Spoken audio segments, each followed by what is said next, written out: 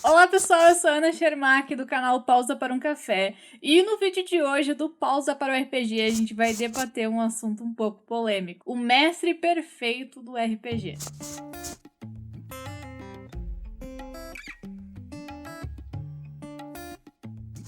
Algum tempo atrás o Kaz levantou essa questão no Twitter inclusive, porque eu até falei em uma live minha de Cidades Invisíveis que ele estava assistindo, que eu ficava até um pouco com vergonha de mestrar com o Kaz assistindo, porque eu acho ele um mestre muito incrível.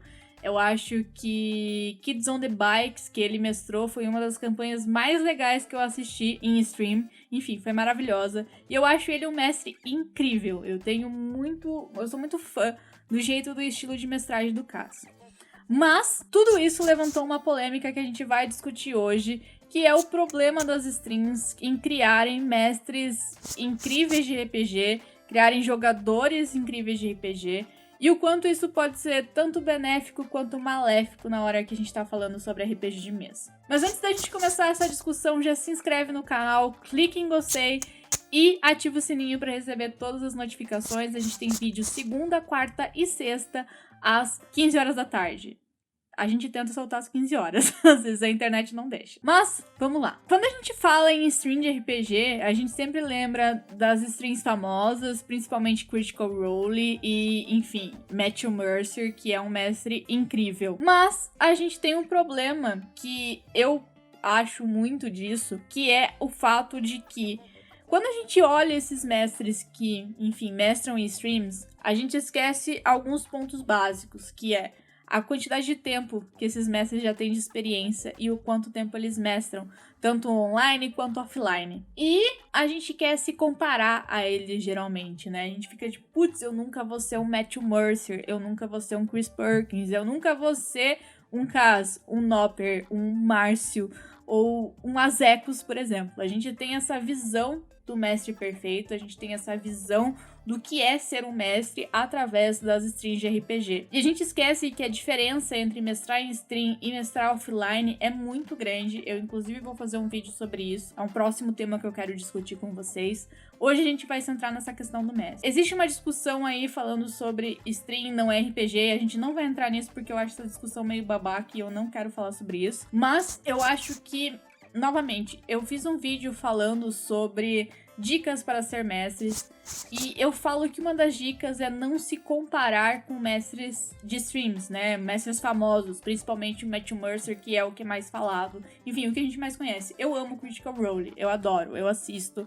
Eu tento acompanhar, eu não consigo acompanhar fielmente, mas enfim, eu assisto Critical Role, gosto muito, eu adoro o jeito do Matthew Mercer mestrar, mas, porém, entretanto, todavia, eu não posso me comparar a ele. Eu mestro em stream há muito pouco tempo, não faz um ano que eu mestro em stream. Mas eu também não tenho a quantidade de anos mestrando offline que esse cara tem. Então eu acho que é comum a gente tentar se comparar, a gente tentar falar, não, aquilo é o mestre ideal e eu quero ser aquilo. Em certo ponto, é inclusive saudável você ter alguém em quem se inspirar para mestrar de forma melhor, mas eu acho que isso não pode te impedir de mestrar. Não tem como você falar assim, eu não vou ser mestre porque eu nunca vou conseguir ser um cara desse. Eu acho que isso pode ser uma coisa muito ruim e te impedir de conhecer um novo hobby, uma nova coisa que te faça bem, sabe? E nem todo mundo precisa mestrar em stream. Nem todo mundo leva o RPG como trabalho,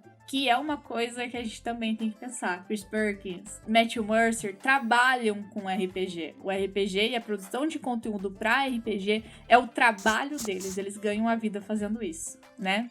Criando aventuras, histórias, enfim, trazendo entretenimento. E esse é outro ponto muito importante. Então, eles têm um tempo de dedicação àquilo maior, porque é o trabalho deles. É o com que eles levam a comida para dentro de casa e pagam o pão de cada dia. Então, a forma com que ele se dedica a essas histórias, a forma com que o tempo que ele tem de dedicação a essas histórias é diferente de outra pessoa que não trabalhe com isso, que não leve isso a esse nível de seriedade. Não que você não leve o RPG a sério, porque a gente sabe que todo fã de RPG leva o RPG muito a sério. Mas, novamente, eu acho que não adianta a gente se comparar e tentar colocar no mesmo lugar que essas pessoas, porque somos pessoas diferentes e a gente leva em uma discussão muito mais profunda sobre o que é, sabe, tipo, se comparar com as outras pessoas e o quão a internet prejudica tudo isso.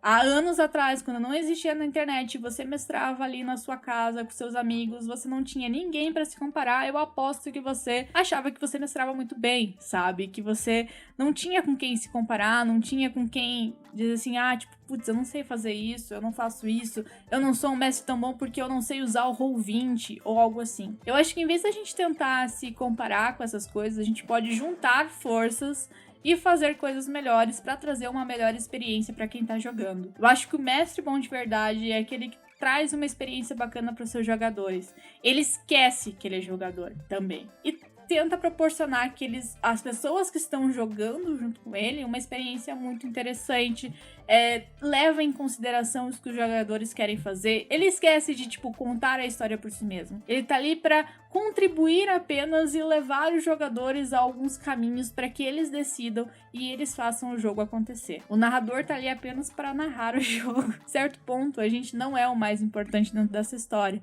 E eu acho que isso é uma coisa um pouco difícil do mestre assumir, que ele não é o ponto principal da história. O ponto principal da história são os jogadores. Você tá ali para contribuir para essa história. O jogo deve ser legal, deve ser divertido para você também, você deve gostar daquilo que você tá fazendo, mas não se compare com outros mestres. Cada um tem seu estilo de mestragem, cada um vai ter um ponto onde é mais positivo que o outro.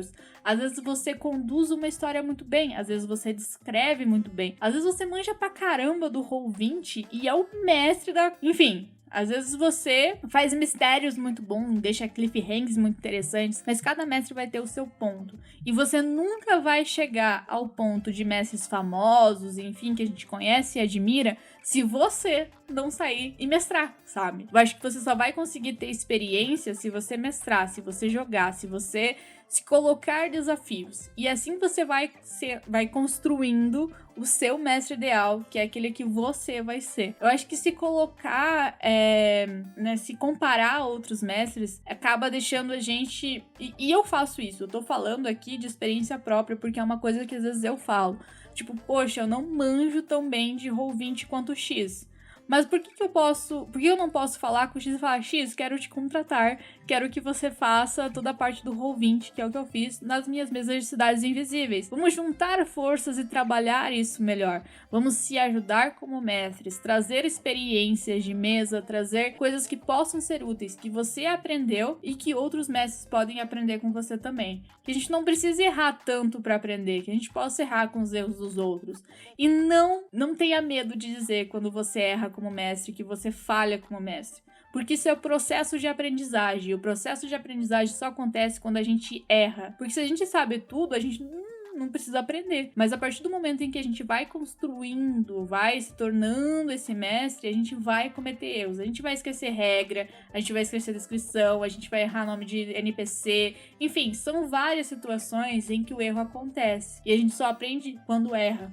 Quando passa esse erro adiante e fala, putz, da próxima eu não vou fazer assim, eu vou mudar isso para que nessa hora seja melhor, para que a gente desenvolva melhor essa questão. Muitas das histórias que eu tô trazendo para Cidades Invisíveis, por exemplo, que é a minha mesa no Perdidos no Play, eu já mestrei para minha mesa offline quando eu jogava com ela. Então são histórias que eu já trouxe, de alguma forma elas deram errado, ou teve coisas que eu não gostei, e nessa eu tô adaptando, tô trazendo outras one-shots e adaptando situações para aquela mesa. Porque uma das coisas que é muito diferente em mestrar para mesa online, mesa offline, é que na mesa online você não tá mestrando apenas para os jogadores, você tá construindo uma história que o público tá assistindo. Então ele quer entender também, você tem que se fazer entender não só para os seus jogadores, mas para os seus telespectadores. Então tem uma outra carga e a gente vai discutir isso em um outro vídeo. Vamos voltar para a questão do mestre. Então quando eu falo para você não se comparar com outros mestres, eu não tô falando para você não se espelhar nesses mestres, para você não usar como inspiração esses mestres,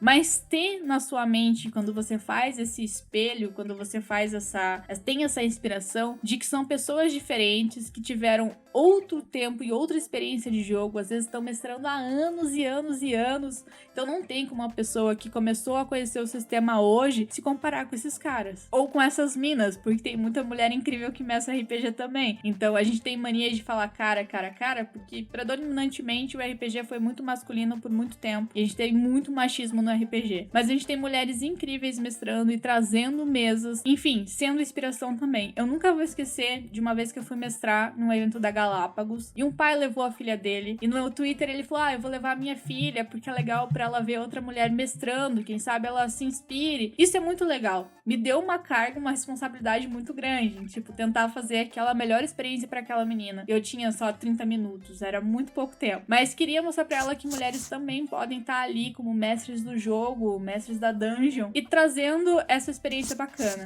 Quando você se diverte mestrando RPG, provavelmente os seus jogadores também vão estar se divertindo. Provavelmente eles também vão estar se envolvendo no jogo. Isso é o principal ponto para você se tornar um mestre perfeito. Se bem que mestre perfeito não existe porque não existe nada perfeito, né? Não existe pessoa perfeita, não existe youtuber perfeito, não existe nada. Então, assim como não existe um jogador perfeito, mas existem jogadores ideais e mestres ideais que a gente tem ali como, né, grandes figuras que a gente quer se aproximar daquilo, a gente não pode se sentir vergonha de mestrar, a gente não pode ter esse medo de mestrar e se podar na hora de mestrar porque a gente não tá fazendo igual a fulano ou ciclano. Não existe maneira certa ou errada de mestrar o seu jogo. Não existe maneira certa ou errada de jogar RPG. Existe a maneira que te faz feliz, a maneira com que te diverte. Existem regras, claro, dentro do jogo que você vai ter que seguir, mas eu tô supondo que você, né, é uma pessoa que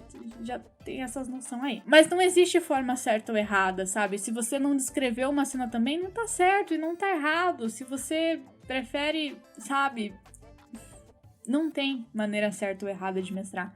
Não é porque o Matthew Mercer faz uma coisa que aquela tem que ser a forma definitiva e ideal de se mestrar RPG. Não é porque a mesa dele faz voz, interpreta e, enfim, joga diferente que aquela tem que ser a forma ideal de jogar RPG e a certa e a correta. Existem muitos jogadores que não fazem voz, jogam com a mesma voz sempre e são ótimos jogadores de RPG. Eu acho que essa construção de mestre ideal, mesa ideal, jogo ideal pode acabar frustrando, às vezes, quem vem e quem começa a jogar RPG. Porque muitas vezes, e cada vez mais, as pessoas estão conhecendo RPG através de streams. E daí, quando elas vão jogar, elas veem, tipo, não é assim, né? Não é igual ali a mesa do Critical Role, por que será? E tal. Então, desapegue um pouco, sabe? Dessas questões, desapegue um pouco dessa forma ideal de mestrar RPG, de jogar RPG, e tente fazer a sua própria forma, sabe? Aquela que te agrada mais. Às vezes, se você jogar igualzinho Critical Role, você vai achar uma bosta completa, porque não é o jogo que te faz bem, não é o jogo que é legal pra você. É isso que eu tô tentando trazer nessa discussão. E eu falo discussão porque eu quero que vocês também comentem e falem sobre isso. O que vocês acham dessa ideia do mestre ideal? Se vocês concordam ou discordam comigo, e se você discorda, por favor, não me xingue, mas seja legal, tá? Vamos discordar com parcimônia, com respeito, que isso é outra coisa que a gente precisa. Acho que o jogo ideal de RPG deveria ter respeito principal. Isso é o ponto principal, que devia ser ideal e certo em todos os RPGs. O respeito, a segurança das pessoas na mesa, e isso eu falo porque a gente tem muita pessoa que não se sente confortável em jogar RPG. Eu conheço gente e já ouvi vários relatos de meninas que não gostam de D&D em específico, mas jogam outros jogos de RPG. Oi, Hades.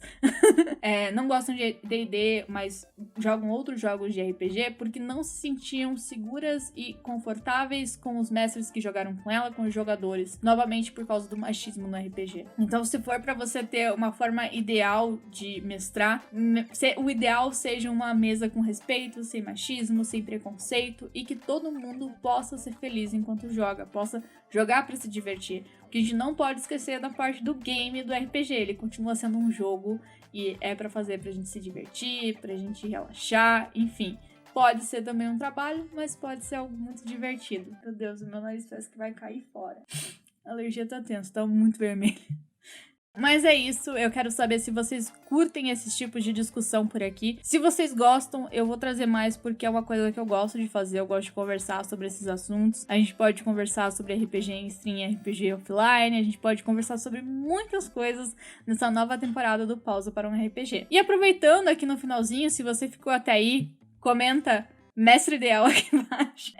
Eu quero comentar sobre algumas mudanças que a gente teve no Catarse. Eu recebi umas sugestões de conteúdo e eu achei muito bacana. Um dos apoiadores que trouxe isso e eu achei demais, então eu resolvi acatar e trazer pra vocês. Durante o Catarse a gente tem algumas opções de apoios que os jogadores podem jogar comigo, né? Que eu mestro algumas mesas de RPG, enfim. Os jogadores podem jogar comigo. Eu resolvi trazer algumas reviews de jogos, né? Reviews de Onishots que eu pego do DM Guide.